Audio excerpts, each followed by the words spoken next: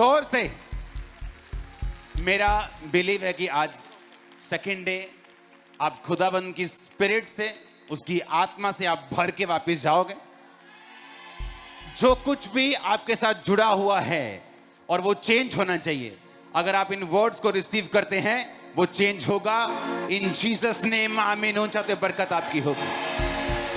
ये टेस्टिमनीज मेरा बिलीव है, ये इनकी नहीं, ये आपकी है। ओके, सुनेंगे टेस्टिमनीज को। और पास्टर जी, ये सुमन मसीह यूएसए से ही हैं, अपनी गवाही दे रहे हैं कि 8 साल से खामरा चर्च के साथ जुड़े हैं। ये कहते हैं और मैरिज के बाद 2008 में जब ये मैरिज हुई तो फर्स्ट प्रेगनेंसी के बाद ये कहते हैं कि इनके बेबी कंसीव नहीं कर पा रहे थे और कहते हैं कि डॉक्टर्स को चेक करवाया इन्होंने, तो डॉक्टर्स ने बताया चेक करके कि इनके एग नहीं बनते और साथ में हस्बैंड के जो स्पर्म्स थे वो ऑलमोस्ट पूरी तरह से डेड ही थे और डॉक्टर ने इन्हें आईवीएफ का सजेस्ट किया यहीं पर यूएसए में। और कहते हैं कि 2016 में 8 साल के बाद, मैरिज के 8 साल बाद जब इन्होंने आईवीएफ करवाया तो कहते हैं ये पूरे कॉन्फिडेंट थे अपने आप में कि अब तो मेडिकली सबसे बेस्ट ट्रीटमेंट करवा रहे हैं, आईवीएफ अब बच्चा हो ही जाएगा। हैप्पी थे, सेटिस्फाइड थे, बिल्कुल फ्री थे। लेकिन कहते हैं एकदम से ऐसा अचानक जब आईवीएफ करवाया तो टोटली फेल हो गया और कहते हैं तब जैसे फेल हुआ कहते हैं हम शॉक्ड हो गए कि ये हमारे साथ कैसा हो गया, क्योंकि हमने तो ये सोचा ही नहीं था। कहते पूरी फैमिली भी शॉक्ड थी, सारे परेशान थे और ये लोग ताने मारने लगे कि अब बेबी कभी भी हो नहीं सकता। और दूसरों के छोटे बच्चे देखकर ये कहते तरसते थे बच्चों के लिए और लोग बहुत बुरा भला और बच्चों को छुपाते थे और टोटली सेपरेट से सोसाइटी से होते जा रहे थे और साथ में कहते कि डिप्रेशन में जाते जा रहे थे। और कहते हैं कि फिर ऐसे ही फोन उठाया और एकदम से वीडियो चल पड़ी यूट्यूब के ऊपर खामरा चर्च की और कहते जैसे ही हमने सर्च करना शुरू किया चर्च के बारे में तो कहते कि हमें पता चला कि परमेश्वर कितना जीवित है और सब कुछ करने की सामर्थ्य रखता है। और कहते कि फिर हमने लगातार खामरा चर्च यूट्यूब के माध्यम से मीटिंग्स को देखना शुरू किया और कहते कि इन्होंने और इनके हस्बैंड ने सोचा कि हम सेवा करेंगे, क्योंकि जैसे आप लगातार प्रीच कर रहे थे कि जैसे आपने यहोशू के बारे में प्रीच किया था कि यहोशू कहता कि मैं तो अपने घराने समेत परमेश्वर की सेवा करूंगा और तुम लोग देख लो। कहते तब हमने अपनी प्रॉब्लम को, अपनी वो दुख को भूल कर डिसाइड किया कि नहीं, हम भी परमेश्वर जीवित को आगे लेकर जाएंगे। और कहते हमने भी सोचा सेवा करने का और गुरदासपुर में कहते हमने क्रूसेड करवाने का सोचा और जो बिगेस्ट क्रूसेड गुरदासपुर में हुआ था पुड्डा ग्राउंड में इन लोगों ने करवाया था, जो हम देख भी सकते हैं। और वो कहते गुरदासपुर क्रूसेड करवाया और बड़े लोग चेंज हुए, बड़े लोगों के दिल खुले, बिग टेस्टिमनीज वहां पर थी, बिगेस्ट क्रूसेड हुआ। और कहते हैं कि परमेश्वर प्रसन्न हुए, इन्हें लगा कि जैसे हमने परमेश्वर के कामों का बोझ लिया खुदा भी हमारा बोझ लेगा। कहते हैं ऐसे अंगीकार के साथ इन्होंने सेवा की और वहां पर करवाया था क्रूसेड। और उसके बाद कहते हैं कि इनके ब्लेसिंग के वेज ओपन हुए और सितंबर 2018 में कहते हैं कि इन्होंने बेबी कंसीव किया, जो 8 साल से एक बार भी कंसीव नहीं हुआ था। आईवीएफ भी फेल हो चुका था, सेवा की और कहते हैं 2018 में बेबी कंसीव हुआ। 9 मंथ कोई प्रॉब्लम नहीं आई, कोई किसी तरह के कोई अटैक नहीं हुआ। 9 मंथ्स परमेश्वर ने बेबी संभाल कर रखा प्रेगनेंसी। और 22 मई 2019 को इनके बेबी बॉय के साथ ये ब्लेस हुए, जो अब 3 साल 10 महीने का आपके सामने खड़ा ये हो चुका है। ओके, नेक्स्ट टेस्टिमनी देंगे। बस ये प्रोमिला है और इनके हस्बैंड रोहित, ये बॉर्न क्रिश्चियन है बहन और कहते हैं कि 2021 से खामरा चर्च के साथ जुड़े हैं। और बेबी की टेस्टिमनी है 17 जनवरी 2016 में इनकी मैरिज हुई और कहते हैं कि मैरिज के बाद जब इन्होंने बेबी के बारे में सोचा तो प्रेगनेंसी कंसीव नहीं कर पा रहे थे और कहते हैं कि प्रेग्नेंट हो ही नहीं पा रहे थे। और फिर इन्होंने सोचा कि हम टेस्ट करवाएं, मेडिकली जाएं, तो अमेरिका में ही है यहाँ पर, तो अमेरिका में अपने टेस्ट करवाए कहते हैं और बहुत सी मेडिसिन खाई इन्होंने। अमेरिका में कहते हैं 2 गाइनो जो थे डॉक्टर्स जो बेबी के लिए होते हैं उनके पास गए, स्पेशलिस्ट डॉक्टर्स के पास गए, लेकिन कहते कोई भी इस ट्रीटमेंट का रिजल्ट नहीं आ रहा था, प्रेगनेंसी हो ही नहीं पा रही थी। फिर इन्होंने सोचा कि इंडिया में भी बहुत अच्छे मेडिकल ट्रीटमेंट्स होते हैं, फिर ये इंडिया में गए और कहते हैं वहाँ पर भी बहुत सी मेडिसिन खाई। 2016 से 2021 तक कहते लगातार ये मेडिसिन खाते रहे, अलग अलग डॉक्टर्स के पास जाते रहे, लेकिन एक भी बार ये प्रेग्नेंट नहीं हो पा रहे थे। और कहते हैं कि मई 2021 में ये कहते हैं कि मैं प्रेग्नेंट हुई तब, और जब प्रेगनेंसी हुई तो इतने खुश थे कि इन्होंने प्रेगनेंसी में अपने बच्चे का भी सोच लिया कि क्या नाम रखना है। लेकिन जब 5th मंथ हुआ, कहते हैं 5वां महीना लगा, तो एकदम से यूरिन का प्रेशर बना और कहते हैं कि वॉशरूम गए तो बहुत पानी निकला, डिस्चार्ज हो गया। तो हस्बैंड टोटली घबरा गए, फटाफट इन्हें लेकर गए डॉक्टर के पास। और जब स्कैनिंग हुई तो डॉक्टर ने कहा कि जो वाटर बैग होता है प्रेगनेंसी के दौरान जो बेबी को ग्रो करता है, वो पानी की थैली फट चुकी है और डॉक्टर ने बोला कि अब बेबी ग्रो नहीं कर सकेगा। क्योंकि अब डिलीवरी करनी पड़ेगी, क्योंकि बेबी जो अंदर ग्रो नहीं होगा डेड हो जाएगा और जहर भी पूरी बॉडी में फैल सकता है। तो इमीडिएटली सर्जरी करके बेबी निकालना पड़ेगा। और कहते हैं कि और डॉक्टर ने बोला कि आप डिसाइड कर लो। लेकिन ये इस ट्रेजेडी की वजह से इतने ज़्यादा सरप्राइज और शॉक्ड थे कि कुछ भी डिसीजन नहीं ले पा रहे थे। इन्हें समझ नहीं आ रही थी कि ये हमारे साथ हुआ क्या है।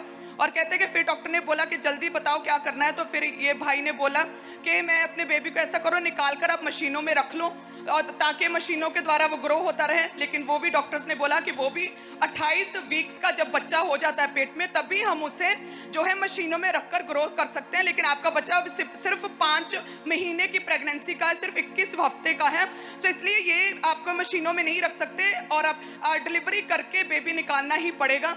और कहते हैं कि 5वें महीने में इनके जो है 3rd सी सेक्शन हुआ।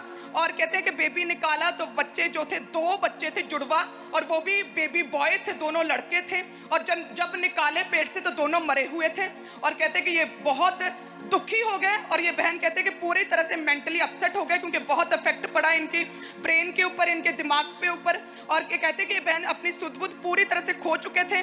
घर वाले भी इनसे कहते हैं कि बहुत काफ़ी तरह से इम्बैलेंस इनकी फैमिली लाइफ हो चुकी थी, बड़े परेशान थे। इनकी फैमिली इनसे बात करते थे तो मेंटली इतना इफेक्ट पड़ा कि बात सुनते थे लेकिन ध्यान कहीं और होता था। लाइक पागलों की तरह ये बहन करते थे। कहते अपनी शुद्ध में नहीं थे और समझ नहीं आ पा रही थी इन्हें। और बैठे बैठे ये बहन बेहोश हो जाते थे, क्योंकि 2 जुड़वा जो बच्चे इनके मरे उसका बहुत भारी जो है बैड इफेक्ट इनकी हेल्थ पर पड़ा।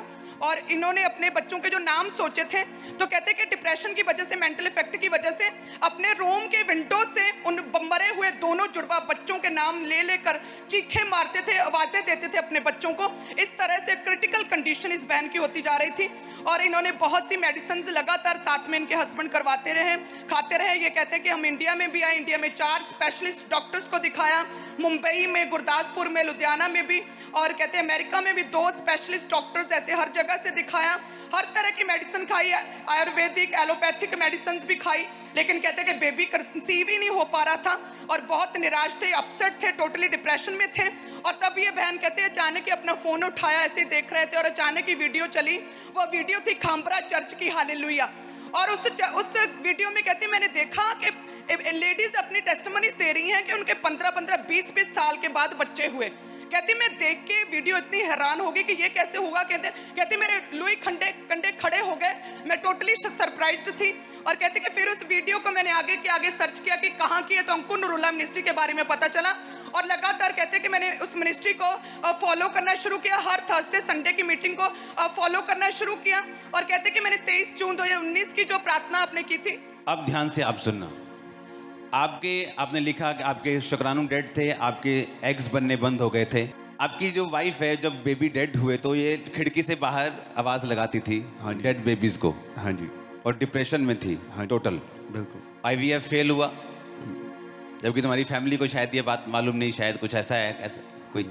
हाँ हाँ जी। सब कुछ करा के देख लिया था। हाँ जी।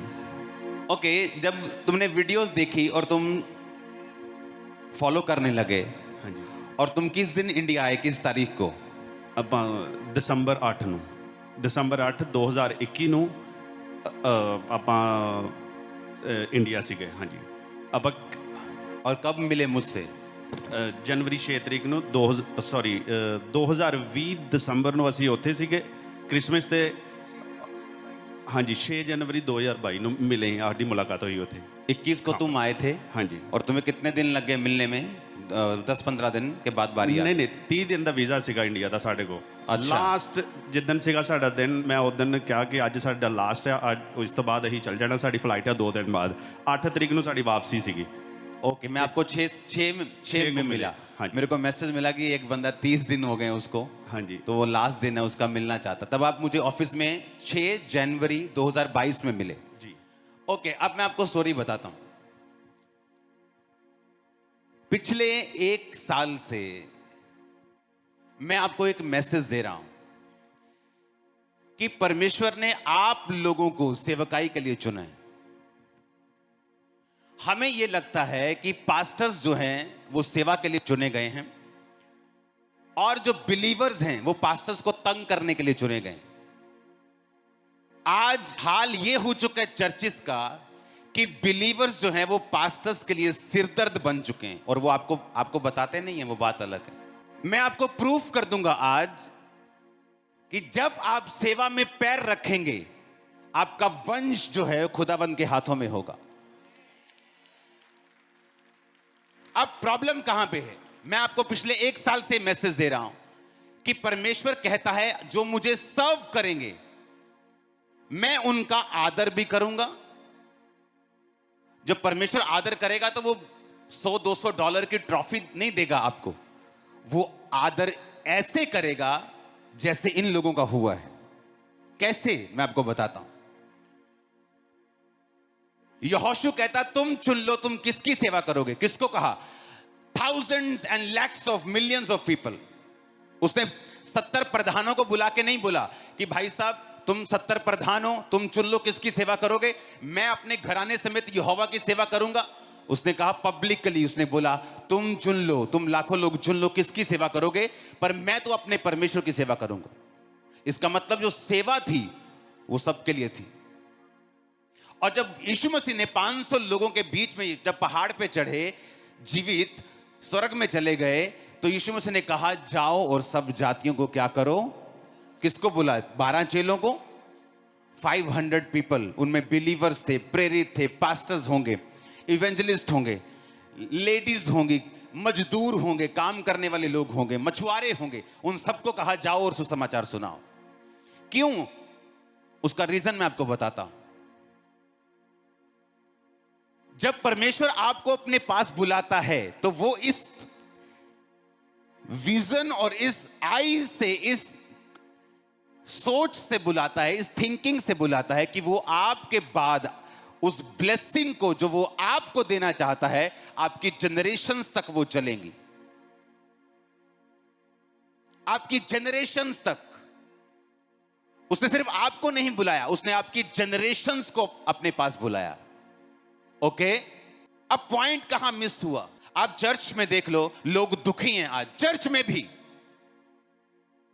कोई मैरिज में दुखी है, कोई फाइनेंस में दुखी है, कोई किसी चीज में दुखी है, कोई बीमार है, कोई किसी तरह से दुखी है, किसी के बच्चे उसकी बात नहीं सुनते और वो अपने पास्टर्स को तंग करते कि हमारे लिए प्रार्थना की जाए। और ये प्रार्थना का मसला बिल्कुल नहीं। जब आपने पहली टेस्टिमनी सुनी कि जब हमने टेस्टिमनी सुनी, हमारे आईवीएफ फेल हो गया, शुक्राणु डेड थे, एग नहीं बनते थे, एवरीथिंग खत्म हो गया, लेकिन जब हम वहां पे आए हमने सोचा कि हम परमेश्वर की सेवा करेंगे, क्रूसेड करवाएंगे।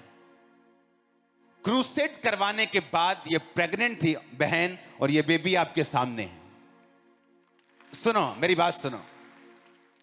जब रोहित मेरे ऑफिस में आया तो मेरी टीम ने मुझे मैसेज दिया कि एक भाई है अमेरिका से आया, उसको 30 दिन हो गए, आप उससे मिल नहीं रहे, आप प्लीज उससे मिल लो।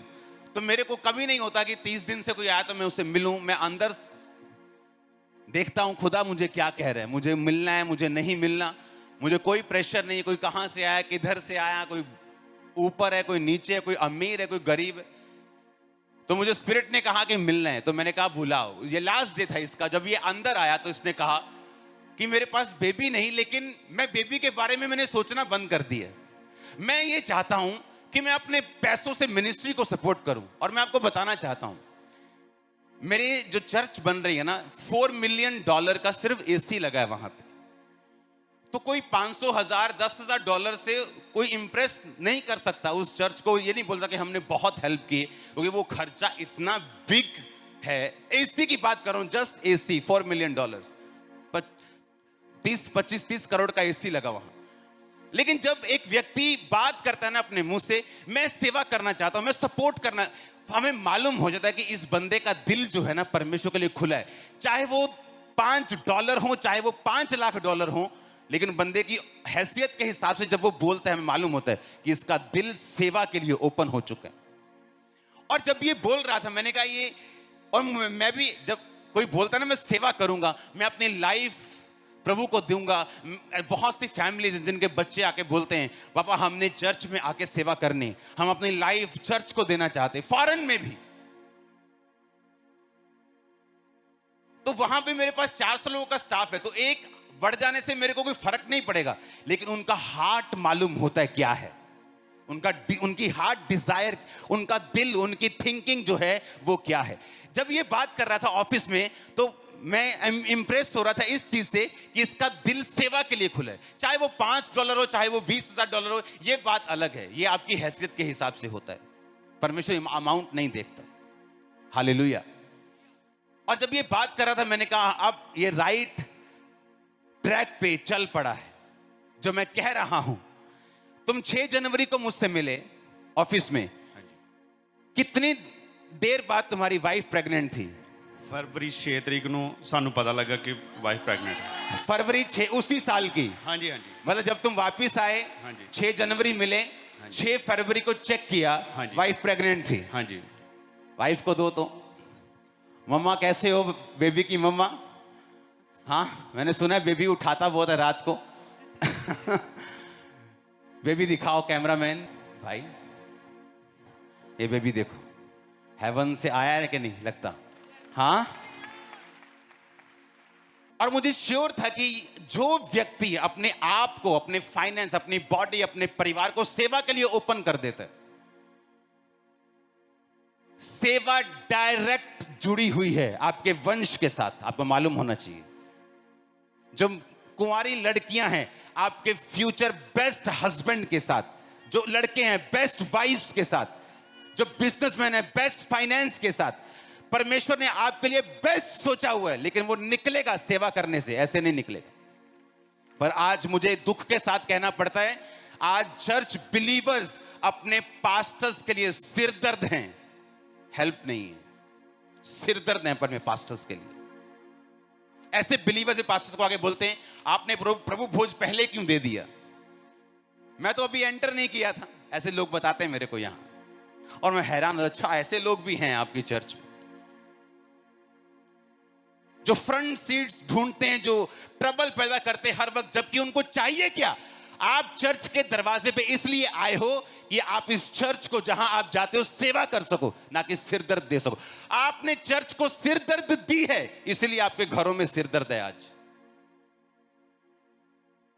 इसलिए आपका पेन खत्म नहीं हो रहा, आपका ट्रबल खत्म नहीं हो रहा, आपकी मुश्किलें खत्म नहीं हो रही, और दूसरे लोग गवाहियां दे रहे हैं।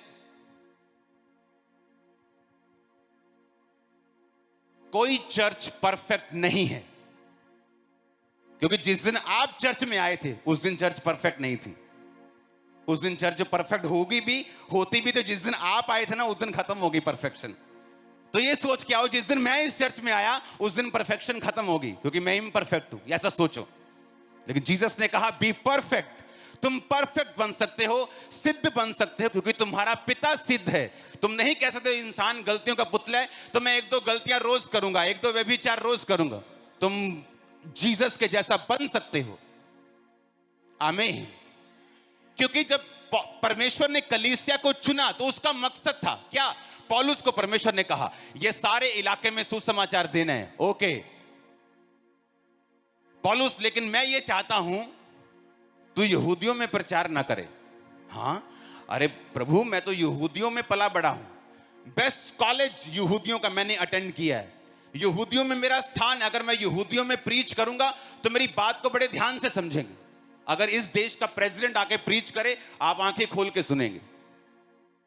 लेकिन अगर कहीं दूसरे देश का कहीं राजा कोई छोटे मोटे का आपका यहां आके बताए, आप उसको सिंपल लेंगे। तो किसको प्रीच करना चाहिए था? उसको यहूदियों को प्रीच करना चाहिए था। लेकिन परमेश्वर ने कहा नहीं, मैंने तुझे अन्य जातियों के लिए चुना है।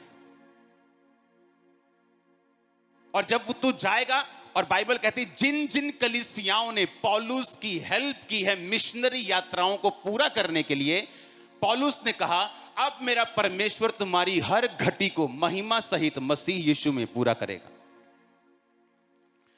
और मैं बता दूं ये सब लोगों के लिए वचन नहीं है, ये सब लोगों के लिए नहीं, सब इसे क्लेम नहीं कर सकते। जो किसी मिशनरी यात्रा का हिस्सा नहीं है, किसी चर्च का हिस्सा नहीं, इवेंजलिज्म का हिस्सा नहीं। अगर आप खामरा चर्च के मेंबर हैं, मेक श्योर आप इवेंजलिस्ट टीम के मेंबर होने चाहिए, आप पंफलेट बांटने वाले होने चाहिए, आप प्रीच करने वाले होने चाहिए, आप किसी ना किसी सेवा के हिस्सेदार होने चाहिए, ताकि आप चर्च के लिए एक सिरदर्द ना हो, चर्च के लिए एक ब्लेसिंग हो। आमीन। क्योंकि चर्च को सिर्फ इसलिए नहीं बनाया गया कि आप लोग आए और अपने पास्टर्स को तंग करें और अपने पास्टर्स के लिए को प्रेयर के लिए बार बार बोलें, उनको तंग करें, सारी जिम्मेवारी उन पे डालें। ऐसा चर्च का स्ट्रक्चर बिल्कुल नहीं है जो बिब्लिकल है।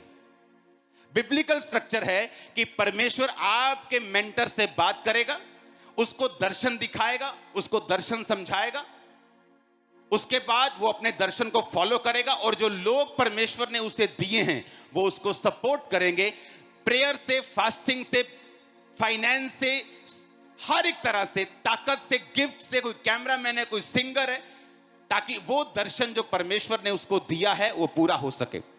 जब परमेश्वर का दर्शन पूरा होगा तो ये परमेश्वर की प्रेयर पूरी होगी, हे हमारे बाप, जिस तरह तेरी इच्छा आसमान में पूरी होती है जमीन पर भी हो। जब परमेश्वर देखेगा आप उस चर्च का हिस्सा हैं जहां पर परमेश्वर की मर्जी को पूरा किया जा रहा है और आप उसकी मर्जी को पूरा करने के बीच में हिस्सेदार हैं, वो आपके वंश को पकड़ लेगा और ब्लेस करेगा। सेवा डायरेक्ट लिंक है आपके वंश के साथ, डायरेक्ट लिंक है वो आपके वंश, आपके फ्यूचर के साथ, उसका डायरेक्ट लिंक है। अगर आप किसी भी सेवकाई में नहीं हैं, आप बहुत पीछे हैं, आप मिस कर रहे हैं बहुत चीजों को। आपको क्रिश्चियनिटी का कॉन्सेप्ट अभी तक समझ नहीं आया है या आपको समझाया नहीं गया है कि आपका काम चर्च को सिरदर्द देना नहीं, बल्कि परमेश्वर के उस दर्शन को जो परमेश्वर ने अपने दास को दिया है उसको आगे लेके जाना है। अगर अब्राहम ने सेवा की, परमेश्वर ने किसको ब्लेस किया? इसहाक को। अगर दाऊद ने उसकी सेवा की, दाऊद एक वर्शिपर था, एक सेवक था, परमेश्वर के मन के मुताबिक चलने वाला था। अगर दाऊद ने जब परमेश्वर के दिल से सेवा की तो परमेश्वर ने क्या बोला? परमेश्वर ने कहा तेरी गद्दी वंशों तक चलेगी। जब भी आप सेवा में घुसेंगे वो आपके वंश की बात करेगा। मैं तेरे निज पुत्रों में तेरे वंश को, तेरे अपने पुत्र को गद्दी दूंगा और वो लगातार चलती रहेगी। जब दाऊद ने परमेश्वर की सेवा की तो उसका वंश ब्लेस था। अब्राहम ने की, उसका वंश। सेवा डायरेक्ट लिंक्ड है आपके बेस्ट फ्यूचर के साथ। अपने फ्यूचर का बेस्ट वर्जन देखना चाहते हो तो सेवा में चले जाओ, बाकी आपकी मर्जी। मैं तो 2 दिन के लिए आता हूं, समझा के चला जाता हूं, बाकी काम तो आपका है। हालेलुया।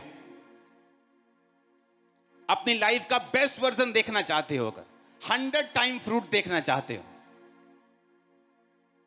लाइफ बिना फ्रस्ट्रेशन के, बिना शर्मिंदगी के, बिना शेम के गुजारना चाहते हो, सेवा के साथ जुड़ जाओ। परमेश्वर ने कहा संसार से तुम्हें कलेश होता है। उसने तो कहा है साफ, तुम भी तो भाग रहे हो संसार के पीछे, पर डाडस बांधो, मैंने संसार को जीत लिया है। आप जीसस में लाइफ व्यतीत करेंगे, आप जीत लेंगे सारा कुछ। जो ट्रबल है आज वो कल नहीं होगा, जो मुश्किल आज है वो कल नहीं होगी। बेटर के बाद आप बेटर होते रहेंगे। धर्मी की ज्योति उस सूर्य के नहीं जिसका प्रकाश दोपहर तक परफेक्ट होता जाता है, धर्मी उस तरह परफेक्ट होता जाएगा। एवरी ईयर आप परफेक्ट होंगे। जब से मैं मसीह में आया हूं, आज 19 साल में मैं हेल्थीएस्ट हूं, आज सबसे बेस्ट हूं। आज जब से मैं प्रभु में आया हूं, इमेजिन करो, हर साल एवरी ईयर हम बेटर होते जा रहे हैं, हर साल। हमें लगता है कि अभी तो जस्ट सेवा शुरू हुई, अभी तो काम करना है, अभी तो जस्ट बेस पड़ा है, अभी तो जस्ट नींव हमने बनाई, अभी तो बहुत काम करना है। हालेलुया। और यही परमेश्वर आप लोगों से भी चाहता है। आपने सिरदर्द बोया चर्च में, सिरदर्द काटा। आपने सेवा बोई होती, आप वंश की ब्लेसिंग्स को काटते। बहुत सारी प्रेयर रिक्वेस्ट है, आप कभी लेके नहीं जाते क्योंकि वो ऑटोमेटिकली सॉर्ट आउट हो रही होती। आमीन। क्यों परमेश्वर ने शाऊल के वंश को नहीं ब्लेस किया? वो सेवा करने में चूक गया। और ये हमारी मर्जी है, हमने क्या करना है। आमीन।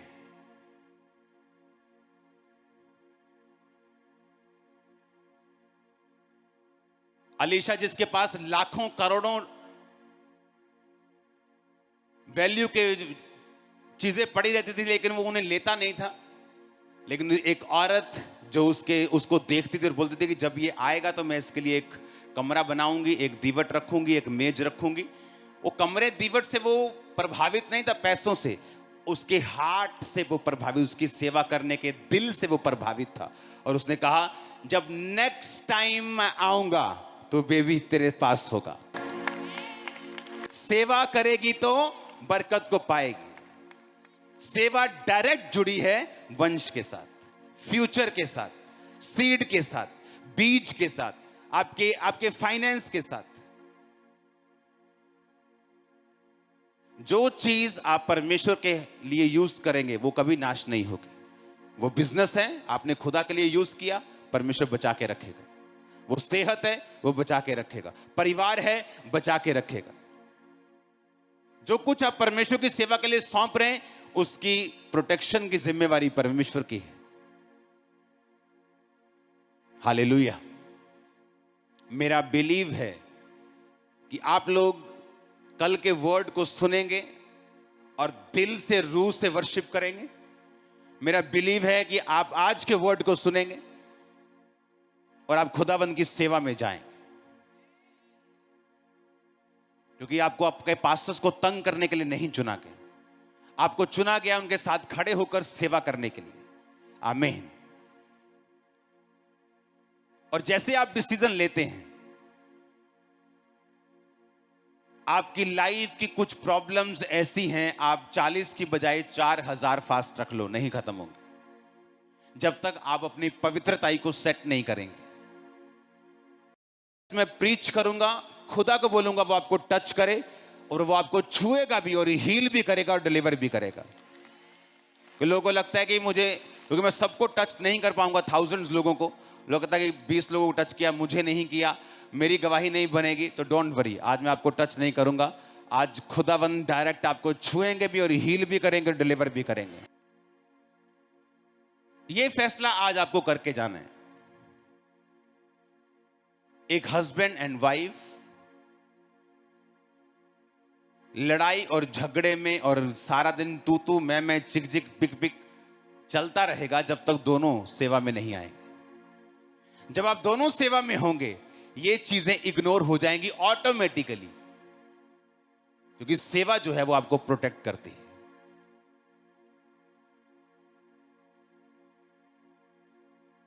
एक परिवार, एक फाइनेंस, एक बिजनेस, एक मैरिज जिसका सेंटर क्राइस्ट है, सेंटर जीसस है, सेंटर सेवा है, बहुत सारी चीजें आप अपने आप खत्म हो जाएं, जस्ट फिनिश हो जाए, उनकी पावर लूज हो जाएगी। अब उनकी कोई, क्या बोलते हैं उर्दू में, औकात नहीं रहेगी आपकी लाइफ में, खत्म हो जाएंगी वो। आप ब्लेस हैं आज इन जीसस नेम। आपका घराना, आपका फाइनेंस, आपका जीवन, आमीन, ऊंचा तो ये ब्लेस है, मैंने कहा यीशु मसीह के नाम में। Hallelujah, hallelujah. अपने हाथों को उठा। इन गवाहियों के लिए खुदावन हम तेरा शुक्र करते हैं। ये वर्ड आज मैं बिलीव करता हूं मेरे लिए था। उठाकर अपने हाथों को ऊंची आवाज में अंगीकार करो। क्योंकि जिंदा खुदा है तू मेरा, जिंदा खुदा है तू मेरा, क्योंकि जिंदा खुदा है तू मेरा, जिंदा खुदा है तू मेरा, जिंदा खुदा है तू मेरा। तो बाकी टेस्टिमनीज को सुनेंगे, अपने हाथों को उठाओ। थैंक यू जीसस, तू जीवित खुदा है खुदा। तेरी सेवा के लिए अपने आप को, अपने परिवार को, अपने फाइनेंस को मैं तेरे सामने समर्पित करता हूं। उठाओ अपने हाथों को। यीशु मसीह के सामर्थी नाम में हम मांगते हैं, आमीन। ऊंचा चाहिए चर्च, हालेलुया। सुनो, वचन कड़वा हो सकता है लेकिन आपकी लाइफ सेम नहीं होगी। और जो बेस्ट आपके लिए खुदा ने रखा है, वो बेस्ट पार्टनर, बेस्ट कैरियर, वो बेस्ट फाइनेंस, वो बेस्ट बिजनेस, आप जस्ट डिसीजन लोगे और वो आपके पास दौड़ा चला आएगा इन जीसस नेम। जब आप परमेश्वर में चलेंगे और जो गॉड की क्रिएशन है, जो आपके लिए बनाई गई है, उसमें टाइम लग सकता है, लेकिन जब वो आपके पास पहुंच जाएगी, आप एवरी डे उसके लिए खुदावंद का थैंक्स किया करेंगे इन जीसस नेम, आमीन।